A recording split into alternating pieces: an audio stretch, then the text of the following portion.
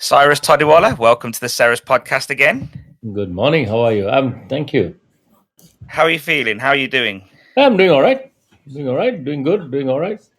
How have you been during this lockdown? I guess we just touched on the fact that you're not used to doing nothing. So I think that's the biggest thing. What does your brain do in times like this? Thinking. One. Number two, nothing ever says not doing anything. It's not written in my dictionary. So I've done quite a few recipes for my new book, which I had lots of notes scribbled all over the place. So I've tried to put them together. I still have a lot more, and I don't think I'm getting very far on them. Those are my notes scribbled everywhere. Yeah, as you can see. I love it. Papers and papers of it. So I'll getting there now, but very soon now we will be looking at reopening or starting up again. So that work will get pushed back. Even saying that, I still have done quite a bit of recipe work. Have you opened now as a takeaway and delivery? So today is the first day. Yeah. We did something last week, but of course we are not ready. We have managed to sign up on a few different portals. So today will be very much like the first day of reopening takeaways. Mm-hmm. I don't know how it will go because we are competing in our location. We compete against the likes of restaurants that serve much cheaper food than we do. So that's a challenge for us because we cannot compete at that level. And we'll see how it goes. So yes, today is the starting point. Button press today. I suppose the main point of difference is that usually with Cafe Spice Namaste, there is the service element. Aside from the good quality food, you've got the great service, and you can't really sell that when you're doing delivery and takeaway, can you? True, you can't do that. But then again, the quality of food demands a higher price value. Mm-hmm. And that is where we would struggle with the likes of those who are already on Deliveroo and Just Eat and all the other platforms. And it's a challenge for us because we would go right down at the bottom of their list. Mm-hmm. People serving similar sounding food would be somewhere half the price of ours. Yeah. That's a tough one. So what was it like having to close the restaurants at the time? Did it sort of worry you a little bit, or did you just sort of just go with the flow? I've been thinking about this a few times. This morning I thought about it because of the restaurants that are shut in the two Hilton hotels as well. And thinking about it, I mean, when it actually happened, we were not sure what's going on. We had no clue. When the lockdown actually happened and we were told that we have to lock down, we thought it'll last a few weeks, 2 weeks, 3 weeks, 4 weeks, whatever. We had no clue what was going on at the time. It was tough. It was a very tough decision to make because we kept on lingering till the very end. Not that we were doing great business, but we kept lingering. We didn't know what to do, didn't know how to react, didn't know what to tell the staff. And then eventually it happened and we did it. The question remains that we had no idea that it would drag on for 3 months and more. So 20th of March we locked down, 20th of June is just around the corner, and that will be 3 months since we shut shop. And God knows what it's going to do now because everybody is nervous. The fact is within 3 months, a lot of people have got used to different things. In 3 months, the fear within the hearts and minds of people has been heightened. People are unsure whether there is safety or not safety. There is safety in traveling, not traveling, safety in sitting in a restaurant amongst other people. And all those things cloud our minds a lot. And as soon as we get a very clear directive of what the intentions are from the center, then we shall know where we stand with all this. So, sorry to interrupt. carry on. There's a little bit of latency there. Do you see? Can you open the restaurant if you have to have a 2 meter, 2 meter sort of restrictions and all that? That's the most common question going just now. on Mm, all the hospitality sites. And we calculated it. We looked at the number of people we could probably seat if we had a 2 meter ban. And it may not be worth opening the restaurant. It may be worth maybe on 1 or 2 nights of the week only, if we can stagger the bookings and ask people to come. But it will not give you the revenue to sustain yourself.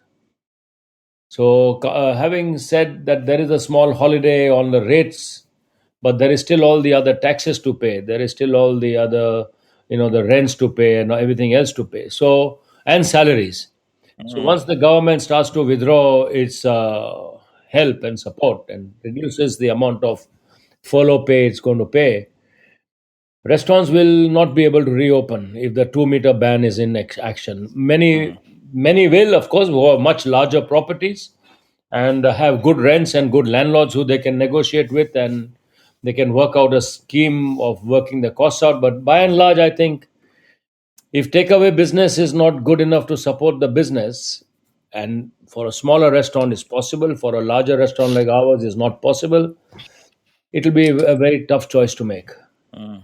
And I think So many staff will lose their jobs across the country. that looks possible when I'm talking to a lot of people every day. I think redundancies seem to be on the cards everywhere, and I think if you read the rumors or listen to the rumors that the government might reduce VAT, that probably works more for in the food business anyway, takeaways. But if the 2 meter social distancing is in place, it doesn't really benefit restaurants anyway. No, it Just doesn't benefit restaurants. VAT reduction will have a benefit, definitely, yes, in the long yes, run. And other benefits on taxation or whatever will have a benefit simply because it will encourage manpower yeah, and it will encourage more employment. Because the moment VAT is as high as it is, and if they hmm, instead rather push it up, there are rumors that it may be pushed up instead of being pushed down, that will be detrimental and counterproductive mm. because it's just not sustainable then. Yeah. I think from what I'm reading, I think VAT probably will be dropped. We don't know how long for, and we don't know where to. But I think that it will be a welcome help. It's just that if you've still got the 2 meter social distancing, it doesn't help. But if they release that at some point, then the VAT reduction can really help you. I think the consideration is going towards a 1 meter ban. If there's a 1 meter ban, then you may have something like 50% occupancy in your property, and that will help businesses to sustain Yeah, if they control all their costs and if they make everything meet. And then, of course, there will be some losses in manpower, but there may be that allowance might help restaurants to survive and actually have the confidence to reopen. yeah, But if the 2 meter ban is in place, that confidence is sadly not coming. yeah. And do you see yourself sort of trimming the menus a little bit, having less choice? And have you been looking at that a little bit? 100%. We Mm, have to. There is no two ways about it. That is the ultimate way forward. Because if you have a restricted crew working there as well, because if you have to have a restricted crew because you can't have too many people in the kitchen as well, then you have to have a more restricted menu, yeah. and that is the only way things will start to work. And do you see yourself sort of, even if you can open, even if it's 2 meter or 1 meter, do you see yourself still having takeaway and delivery alongside restaurant for the foreseeable future? I think that is going to become something that all restaurants that are capable of doing takeaway will want to see pursued, because it will bring some form of revenue in. It's not a profitable revenue because you lose a lot in takeaways, you lose a lot in commissions, and you have to not have the food priced at the same level as you price it in the restaurant. But it will still help with keeping on the revenue stream flowing, and it may bring in very tiny margins of profit which can help to cover certain costs. So I Yeah. think most restaurants that have started down the path of takeaway will not give it up because they may find it to be very useful, really. And Mm, there are some restaurants that may not open at all and they'll continue to only do takeaways because they have found a very good solution and a good mm, formula. And there are places on the outskirts of London that are doing much better now than they did when they had a seating capacity and less takeaway. So I think that will continue. I don't Oh, see it really? ending. Hmm. That makes you wonder if maybe this is just like it will just be an extra revenue stream later on, and that's fine, providing you've got your restaurant running at full capacity again. And if you can do a bit of takeaway or delivery, then why not? Yep. But that's what I Doesn't think most hurt, will does it? do. And I suppose let's hope that we come out of this without a second wave, without it coming back, and so on. Let's hope we're really lucky. But if it does come back, then what does that spell out for the hospitality industry? Nothing, annihilation. I Mm, think that will mean total disaster, because if you look at the air travel is just gradually picking up, because our house faces the landing path to Heathrow.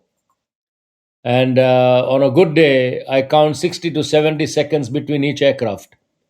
Now there are minutes between each aircraft. But well, since the last few days, I've seen a little bit more traffic, which means that there are a few more aircraft landing at Heathrow. And that shows that, yes, air travel might pick up, but if the ban on isolation comes in, and tourists have to isolate themselves for 2 weeks or quarantine themselves, I think that will not happen either. mm, Because who wants to come for a 5 day holiday and spend 2 weeks in a hotel and then spend 5 days outside? So it's very expensive. But yeah, having said that, hotels will need the encouragement to reopen. And if a second bout comes in, how will the hotels reopen? mm, That means there'll be massive amounts of real estate lying vacant, derelict, nobody inside, because and the country will sink into a very major depression. yeah. I mean, Well, yeah, I we think employ the hospitality industry employs close to 5 million people now, which is a big industry, 5 million people. And it can lose a few 100,000 jobs like that. And what does that mean for the economy with so many hundreds of thousands of jobs just going? So I think everything possible has to be done to make the industry get up on its feet again. The largest employer in the country is not a revenue generating employer. That employer depends on the rest of the country to function, for it to yeah, be funded to operate the NHS. So the hospitality industry falls within the most crucial of all industries within Britain today, simply because it is the backbone of the country. mm.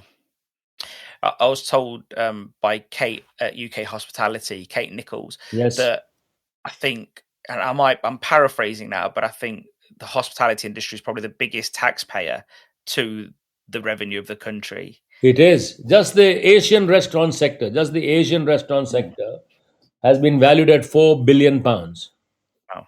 right?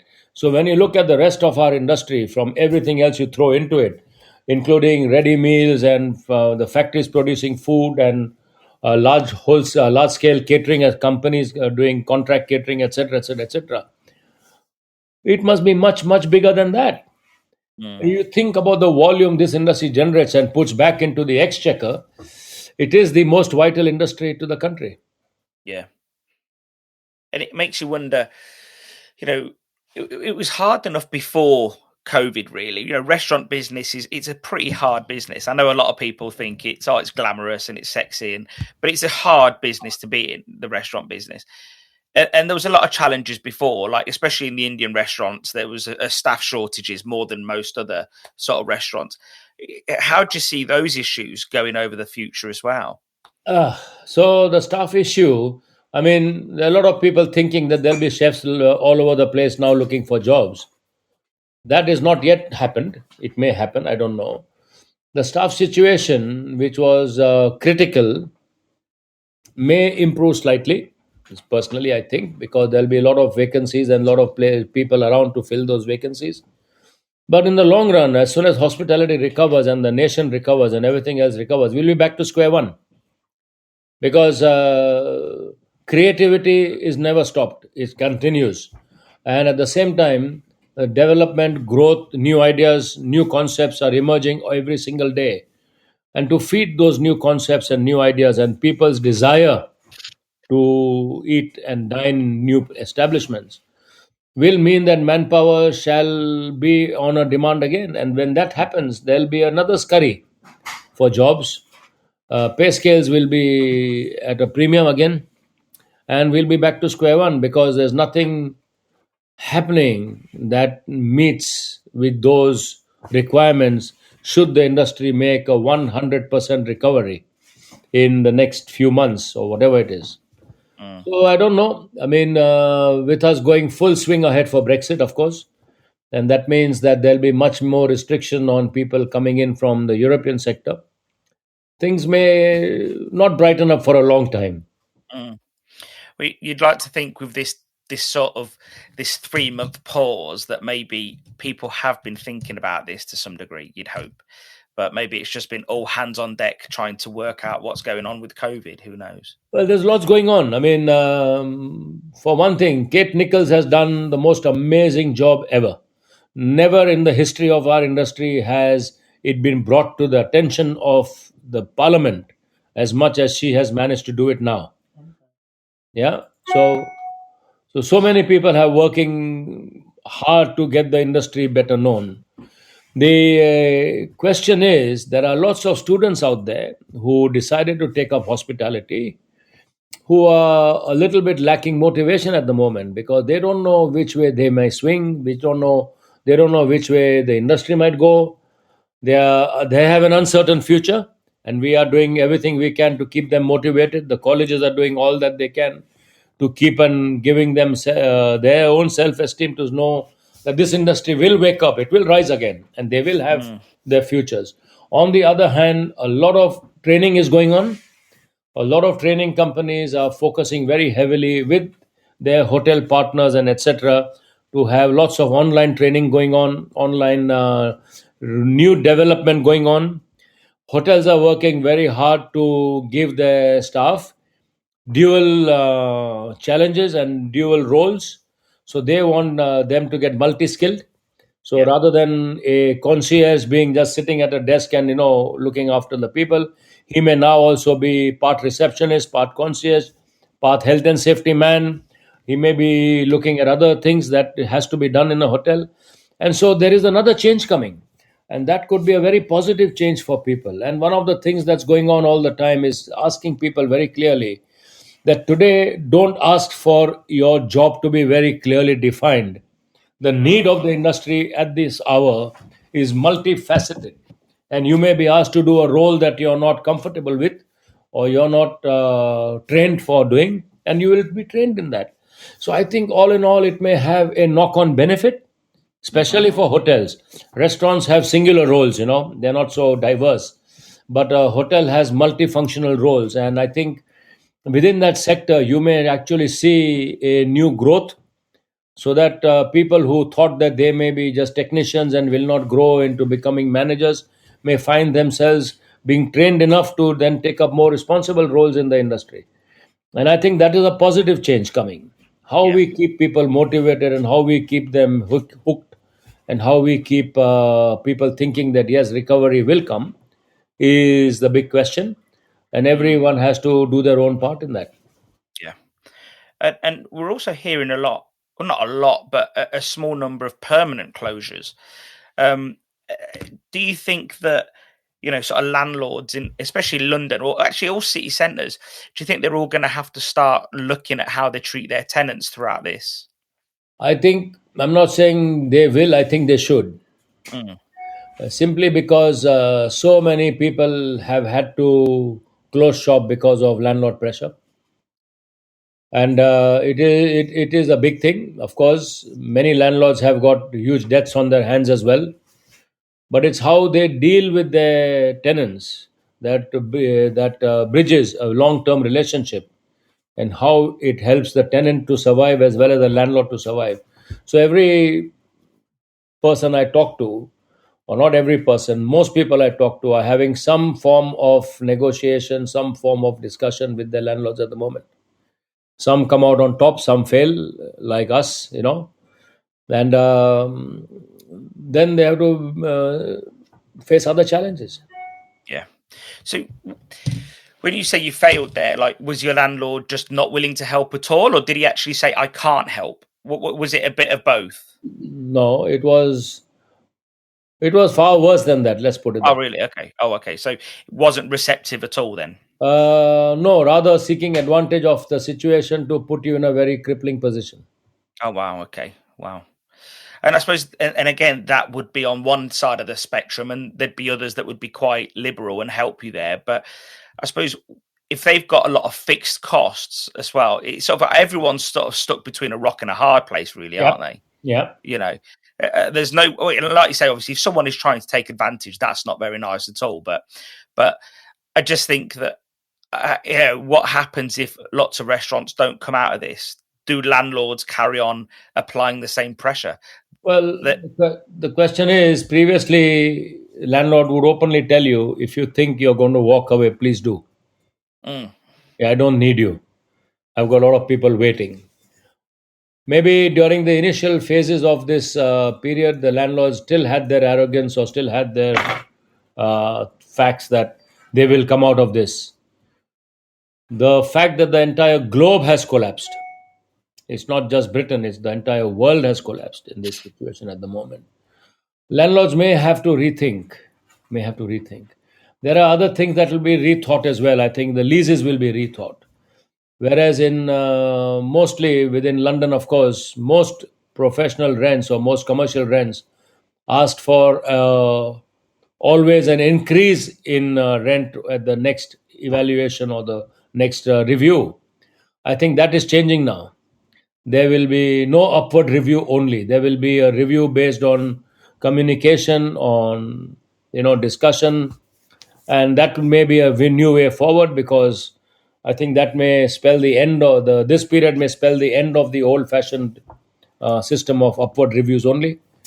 Many landlords will come up with good ideas to ensure that their properties are occupied, looked after, and they may also look at it long term rather than look at it in the short term of making only monetary gains rather than gaining something that has more mutual benefit. So I think there should be pros and cons. There will still be the big landlord who doesn't care, but there will be other landlords who are smaller landlords who definitely, like our landlord at our tiny restaurant in Essex. He has been quite flexible actually, and in a sense, he was very acceptable to the fact that we couldn't pay him rent for 3 months. Okay, and of course, it has restarted now, but at least we had a breathing space at the time when you didn't know what was happening and you didn't could understand whether you're coming or going or whether there's going to be any revenue or no revenue. And I think that is how most landlords should be looking. mm. How do you feel about sort of landlords maybe coming to a deal of doing like something like a where you agree on like a percentage of sales? That might mean that they're more likely to help you succeed in some ways. Some landlords are already doing that. I Yeah. have heard new landlords in new properties are actually doing that. We came to know of that from somebody somewhere that they said the landlords are keen to have a good tenant in place, and they may agree to a part payment and part percentage. And I think that is a good way forward. I remember very clearly when Canary Wharf was just opening up, we were asked to open a restaurant there, and Canary Wharf Limited was very flexible with the terms. And at that time, the only rent they wanted was a part of the percent of the revenue of the restaurant. Mm, There was no fixed rent at the time because nobody was moving in there. And then, of course, few years down the line, the tables are reversed because rental income in that place just skyrocketed. But that will come back. That will come back because that was at the end of the 90s recession. And now you got a new thing coming. Everybody uses the term BC, before mm, COVID. It's a term that is used now. It's not before crisis, before COVID. What was and what is AD or AC after COVID. mm, So I think there will be a lot of good negotiations happening, and those mm. with clout, the restaurant and hotel companies that have the power or the clout to prove that they have a fantastic track record will be able to negotiate more flexible deals. Yeah. I think one of the, I suppose it's an upside and a downside. The upside is you're in London and you get lots of traffic because of that. The downside is landlords think they can just get another tenant straight away because it's London. And I think that's probably a down. So you live by the sword, die by the sword, really, don't you? Really, so London is a treacherous place to be in. Let's put it that way. If you're running a restaurant in central London, it is a treacherous place to be in, because London is very susceptible also to ups and downs of swings in markets, swings in national. Anything goes on nationally, London has the first repercussions are felt in London. Out in the countryside, a lot of restaurants have been able to do much better on their takeaway business. At least they are doing as good in takeaway as they would have done with a fully open restaurant. So outside of London, there are lots more benefits. You have a little bit more relaxed lifestyle. Staying in London means a constant 24-hour pressure on your head. You are never relaxed. So I think, in a sense, you're right. We're totally right, of course, and but not wrong. But wrong in the sense that out in the countryside, things maybe not so good. No, they are better. Rentals is better. People are better. You get a decent lifestyle as well. So everything there are two different opinions here, of course. yeah. Do you think the government's done enough to support businesses through this time? I think in the initial stages, the government was very confused, and then, of course, it did a great thing by supporting businesses. So, having said what everyone might say, yes, it has been very good in what it has done. It still has to understand the needs of businesses and industry to a proper extent. They are, of course, faced with huge bills for the NHS as well. They'll be faced with massive challenges, businesses shutting down, big corporations asking for aid and help to continue, because they employ 5, 10, 15,000 people. So they will need support. But all in all, I think it's done a fairly good job. The fact that it needs to do more is for the government to come to terms with what the needs are of various industries, and to allocate resources accordingly. So yes, I mean, they could have done better. They could have done faster, quicker, better, made loan payments easier, etc., etc., etc.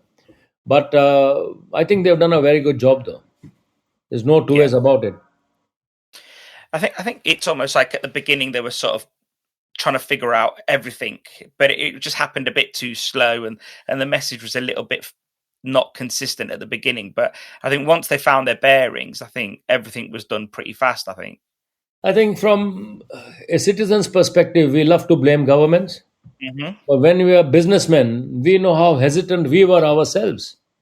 And we only run a small operation, and we were Yeah. hesitant ourselves. We didn't know which way we were going. And if I am sitting at the top of a country, I've got million times more burden on my head. How do I think rationally? Because there were so many mixed messages coming from all over the world. Nobody ever understood how rapidly this might spread and how quick things might happen. So I think all in all, it was a brand new government at the same time. Okay, there was a new the parliament. I mean, the members of the parliament were new, the secretaries of states were new, and all of Mm, a sudden they were thrown into this deep crisis. And I think by and large they've not done badly. They've not done mhm. badly. Everybody in business and every citizen of the nation never totally happy. But when you weigh it and how quickly it came, okay, maybe it was a bit delayed, because we might have thought we will pass it by, and then look what happened in America. So I think all in all, good job done. Yes, a few decisions went wrong, which can happen, but I don't think we can penalize them for that.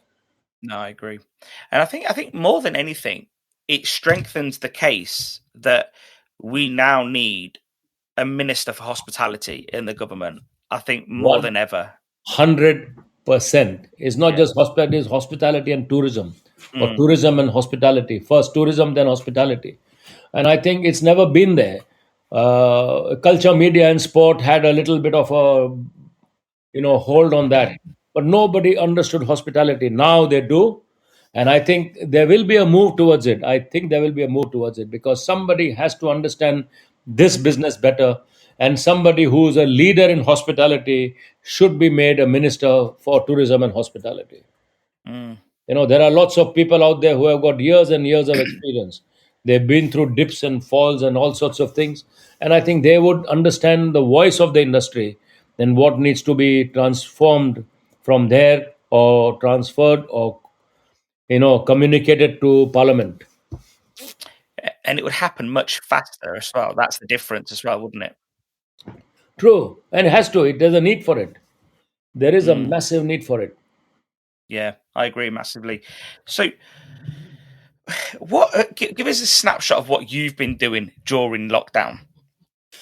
Well, I mean, lockdown, sitting, and then of course I always had things to do. I had lots of recipes to do. I had been jotting down ideas for a long time for a new book, so it gave me the opportunity to take out the scribbles of papers where things were made and then put them into an order. So yes, I think I have done about 50 plus recipes so far. Wow.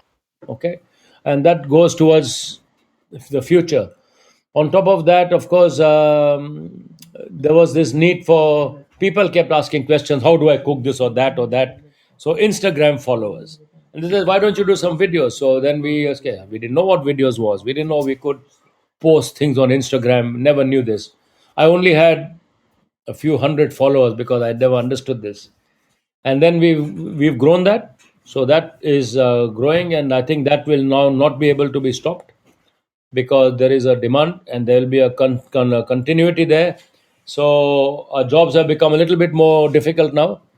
So besides running the operation, you will still be doing videos for people and Hmm. doing classes and answering questions and all that. So that's been quite busy on that front. And then just thinking of how we will get out of this, trying to work with the banks to get a loan in, still working with the suppliers to see how we can stagger payments. Staff had to be paid, and so all those things were going on at the back of the scene, and of course our discussions with our landlord. So that turned a little bit less gray into deeper gray, and yeah, so we've been there. We've been fighting hard, working, trying to get our act together. And do you find it hard to motivate yourself when you had focus before, you knew what you were doing, and then now it's like, well, what do I do, sort of thing? Uh, I don't think motivation is the right word for that because there's always something happening in our lives.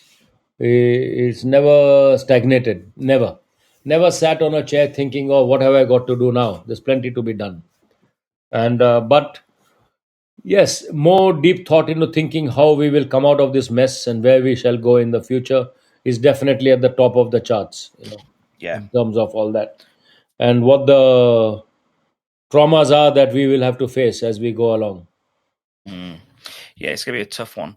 And one of the good things that you've been doing is a lot of raising money for charity as well while you've been sort of stuck at home. What are the main charities you've been trying to support? Well, we do charity throughout the year, as you may know, may not know. I mean, I think when we this is the first time I actually sat and I thought one of these days we must raise over £100,000 a year for different charities, and we work with so many charities throughout the year. But at the moment, I mean, Action Against Hunger was a very important one. Hospitality Action, because it needed to help members of our industry in trouble a lot more than they ever did in the past. And we've been doing quite a few things to raise money for Hospitality Action. We work with a local school, and we work for it with it throughout the year to give food for the poor people in our area, this Tower Hamlets. Yesterday, Wednesday, they distributed, we gave them 50, 60 odd meals, and they were distributing those meals yesterday and helping them to make contacts with other funding mechanisms or streams so money comes in. There is a huge problem within Tower Hamlets. Of course, I'm part of the Tower Hamlets Food Partnership, which looks at food poverty within Tower Hamlets. And there are lots of things going on that front, so it keeps you busy. And other charities, mental health charities. So I'm doing a live class tomorrow evening. People are paying tickets for money goes to the charity. and that will hopefully, because mental health has become a huge issue all of a sudden. People have gone into depression. A lot of people are mentally worked up and upset. And there is another charity which on my pavement. What is that charity, Pavin? Only what? Only a pavement away, I think. Hmm. Yes. And we've raised quite a bit of money there. So doing live talks, little demos, 5 minute sessions. People are paying £4 or £5, whatever they can, and that's raised over £200,000 in the last few weeks.